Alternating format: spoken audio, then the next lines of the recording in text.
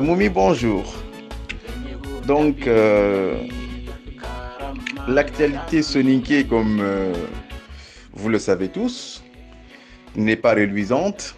C'est une actualité qui contraste fort avec l'histoire de la grandeur du peuple soninké. C'est une actualité qui nous interroge, les soninké, à nos origines, à notre humanité et à revoir un peu nos fondamentaux. Et par rapport à l'esclavage coutumier chez les Soninké, on a l'impression que le peuple soninké est la seule communauté à avoir subi ou à avoir pratiqué l'esclavage. Non, quasiment tous les peuples africains quasiment ont connu cette pratique. Mais avec l'évolution du monde, bien sûr, il y a des changements qui sont naturels, mais il y a également des changements qui sont provoqués. Et ces peuples-là ont su donc prendre le monde par le bon bout et sont en train petit à petit de sortir de manière sereine, d'opérer des changements qui, bien sûr, sont dictés par non seulement le temps, mais également par la volonté de la majorité. Alors, quelle stratégie d'adaptation pour l'émancipation de la communauté soninké? Alors, l'adaptation, c'est qu'on est un peuple d'émigration, un peuple hospitalier et accueillant, mais normalement, ces deux éléments devaient permettre au peuple soninké d'être un peuple prompt au changement, parce qu'un peuple qui voyage, c'est un peuple qui forcément est en contact avec d'autres cultures, d'autres peuples, et normalement qui aura tendance à intégrer ce qu'on appelle le principe de la relativité. Et donc, les Soninké n'ont pas su profiter de l'émigration. Beaucoup de communautés Soninké vivent à travers le monde, la diaspora, je veux dire, mais on a l'impression que par rapport à la question de l'esclavage coutumier, par rapport en tout cas au conservatisme, on a l'impression que le peuple de la diaspora est beaucoup plus radical sur ces questions-là, ce qui est bizarre. Même dans un pays comme des droits de l'homme comme la France, on a l'impression que ceux qui vivent en France sont beaucoup plus conservateurs que ceux qui sont au village. C'est là toute la contradiction. Et par ailleurs, c'est que le problème soninké, il devient insoluble. On a l'impression qu'il est insoluble parce que tout simplement, je l'ai souvent dit, hein, je ne suis pas le seul, il y a beaucoup qui pensent comme moi, que la chefferie traditionnelle, le chef de village, c'est un titre honorifique, respectable, mais sauf que les décisions viennent de Paris, de Madrid, de Londres, etc. C'est par là que les décisions sont dictées à la chefferie traditionnelle. Donc, les problèmes se trouvent au village, mais en fait, les décisions sont prises à partir donc de la diaspora, parce que c'est la diaspora aujourd'hui qui fait vivre la communauté soninké. Donc, c'est elle qui mène le combat, c'est elle qui mène le jeu, et alors qu'elle n'est pas sur le terrain. Alors, la stratégie, c'est qu'il faut que les soninké reviennent aux fondamentaux, aux valeurs d'égalité véritables. Parce que les fondamentaux soninké, qui sont la solidarité, l'égalité, la justice, c'est des éléments aussi qui sont soumis à une dynamique. Parce que la solidarité, hier, on ne peut pas la définir comme la solidarité aujourd'hui. La justice soninké d'hier, cette justice, on ne peut pas la définir. C'est exactement comme les traditions qui sont des éléments dynamiques qui changent et la personnalité soninké même change forcément à l'image de tous les éléments du monde. C'est comme ça la vie, hein. Tout est soumis à une dynamique et donc il faut que les soninké acceptent le changement. Le changement. Alors, c'est pas parce que il ne faut pas toujours ramener la personne à sa naissance. Il ne faut pas toujours rappeler les parties de l'histoire qui ne glorifient pas une partie de la communauté. Je pense qu'il faut aller dans le sens il faut cultiver les éléments qui rassemblent, les éléments qui ne calomnient pas une partie de la communauté. Je pense que c'est par là qu'il faut aller. Alors pourquoi les Soniqués persistent toujours à dire qu'ils sont les meilleurs? Oui, vous savez, quand on est issu d'un grand peuple, on a toujours tendance, c'est comme les grands clubs, hein, si on fait une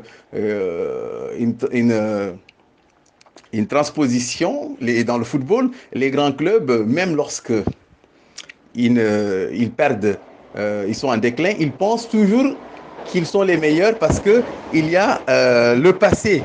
Le passé, les trophées qu'ils ont acquis, ils pensent que ces trophées sont toujours là. Alors, donc le peuple soniqué pense qu'il est le meilleur, oui, sans doute. Historiquement, c'est un peuple qui a une histoire respectable. C'est vrai, le Ouagadougou, une histoire respectable, oui, mais c'était des valeurs. Ils faisaient la fascination et l'admiration des autres. Alors, parce que les autres sont loin du système, c'est un regard extérieur, mais désormais, le regard dont il s'agit, ce n'est plus un regard extérieur, c'est un regard à partir de l'intérieur. Donc, c'est là où il y a le changement. Parce que ceux qui disent que c'est la meilleure société au monde, c'est un jugement extérieur. Mais désormais, le jugement qui est porté sur la société, c'est un jugement intérieur. Et à mon sens, ce jugement intérieur, il est beaucoup plus proche de la vérité que le jugement extérieur. Parce que c'est l'autre, c'est le jugement du visiteur. Mais celui qui est à l'intérieur, je pense qu'il comprend mieux le système. Et quand il critique le système, peut-être parce qu'il n'a pas eu sa part d'égalité. Je pense que c'est comme ça qu'il faut voir les choses. Alors, qu'est-ce qu'il faudrait réellement pour changer ce NICRA? Alors, il faudrait des hommes intègres, des hommes qui ne pensent pas à eux-mêmes, mais qui pensent à l'intérêt général. Et la définition, parce que de tout temps, dans les sociétés traditionnelles, l'intérêt général est bafoué au nom de l'intérêt de la chefferie. Quand on fait une transposition également, le problème de la gouvernance en Afrique, de façon générale, c'est ça. L'intérêt général est bafoué au nom de l'intérêt d'une partie du peuple et souvent la minorité. Alors là, pour ce qui est de Soningra, ben, ça va arriver à toutes les autres sociétés, communautés, hein, oui, ou en tout cas, il y a cette stratification sociale. Ça va arriver. C'est quoi? C'est que les communautés qui étaient au bas de l'échelle sociale vont aspirer à une ascension, vont aspirer à une ascension, à une repersonnalisation. Et c'est là où tout le problème est posé, parce que ceux qui ont appartenu jusque-là à la sphère aux parties supérieures de la pyramide vont tout simplement dire, ah mais non, il n'y a pas de place pour tout le monde. Il n'y a pas de place pour tout le monde. Et là, justement, c'est là où la guerre est ouverte. Alors, qu'est-ce qu'il faudrait également? Des hommes intègres. Il faut également un discours intelligible et rationnel. Il faut aussi des hommes qui regardent le passé, pas par rapport à des hommes, mais on regarde le passé par rapport tout simplement à ce que Sonigra a représenté et ce passé, essayer de l'adapter avec les exigences du temps moderne et de comprendre que l'intérêt de Sonigra n'est pas seulement dans la valorisation des classes jusque-là dominantes, mais qu'il faut aller vers une seule classe. Il faut aller vers une seule classe, une communauté unie. Comme pour reprendre un peu la devise du Mali, une communauté, un but, une foi. Voilà, pour ne pas dire un peuple. Et donc, qu'est-ce que j'allais dire? Qu'est-ce qu'il y a? Est-ce qu'il y a vraiment eu des changements depuis que le mouvement Gambanaru est arrivé? C'est incontestable qu'il y a eu des changements. Alors, quand on fait la comparaison comme ça, alors c'est vrai que ce qui se passe aujourd'hui est regrettable. On a l'impression qu'on assiste à un champ de bataille avec des ruines au Guidimara. Des familles qui ont habité ensemble depuis des générations, qui ne se parlent plus, avec des rapports d'animosité. C'est regrettable. C'est regrettable. Mais, c'est-à-dire sur le plan des rapports humains, c'est un désastre, c'est une catastrophe à laquelle on assiste. On a certains vont même regretter l'ancienne société, c'est-à-dire la société Euh,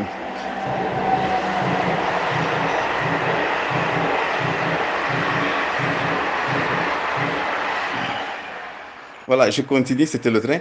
Alors, certains vont même regretter la société, certains vont jusqu'à regretter la société d'avant Gambanaro, où il y avait une entente, une, une espèce de stabilité, mais une stabilité qui profite aux classes dominantes. Alors, avec l'événement de Gambanaro, c'est la fracture, c'est le délitement, c'est des rapports exécrables, oui, mais sur le plan de la paix sociale, ça ne va pas. Mais je pense que toute idée neuve, forcément, va créer des bouleversements, parfois des révolutions.